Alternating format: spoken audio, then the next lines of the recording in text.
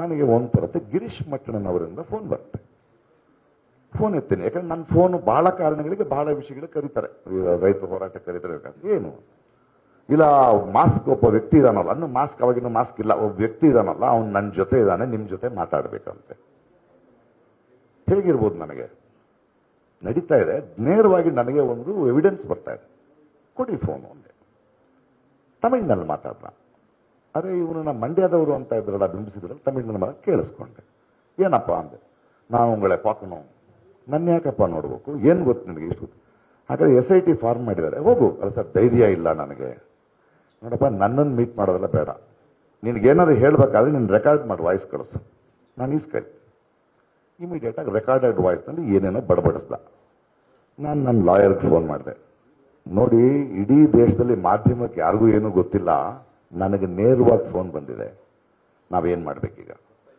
Immediate ಆಗಿ ನಾನು ಆ ದಿನವೇ ಇವ್ರಿಗೆ ಫೋನ್ ಮಾಡಿದೆ, ನಮ್ಮ ಮೊಹಂತಿ ಅವರಿಗೆ. ಮೊಹಂತಿ ಸರ್, ಇದು ಫಾರ್ವರ್ಡು ಈ ಥರ ಇದೆ, ನಾನು ನಿಮ್ಮನ್ನು ಭೇಟಿ ಮಾಡಕ್ಕೆ ಬರ್ತಾ ಇದ್ದೀನಿ ಅಂತ ನೇರವಾಗಿ ಅಪಾಯಿಂಟ್ ತೊಗೊಂಡು ಬಂದು, ನೀವು ಮಂಡ್ಯದವಲ್ಲ, ತಮಿಳು ಮಾತಾಡ್ತಾರೆ. ಅದು ಯಾವ ಭಾಷೆ ಪ್ರಕಾಶ್? ನೀವು ಹಲವು ಭಾಷೆ ಮಾತಾಡ್ತಿರಲ್ಲ, ಅದ್ರ ಸ್ವಲ್ಪ ತೆಲುಗು ಮಿಕ್ಸ್ ಆಗಿದೆ ಸರ್, ಇದು ವಿಷಯ. ನಾನು ನನ್ನ ಕರೆಸಿ ಮಾತಾಡ್ತೀನಿ. Thank you for the information, it is helping me to investigate. ನಾನು ಕೂತ್ಕೊಳ್ತೀನಿ. ಒಂದು ಸ್ವಲ್ಪ ದಿನ ಆದಮೇಲೆ ಕೇಳ್ತೀನಿ, ಏನಾಯ್ತು ಸರ್?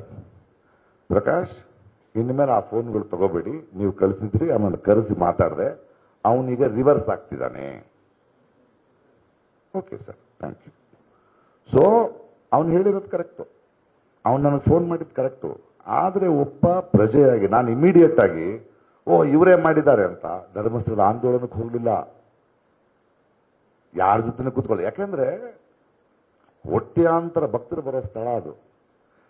ಆ ಪ್ರಕರಣ ಧರ್ಮಸ್ಥಳದಲ್ಲೂ ನಡೀಬಾರ್ದು, ಬಿಡದಿಲ್ ನಡೀಬಾರ್ದು, ಬೆಂಗಳೂರಲ್ಲಿ ನಡೀಬಾರ್ದು.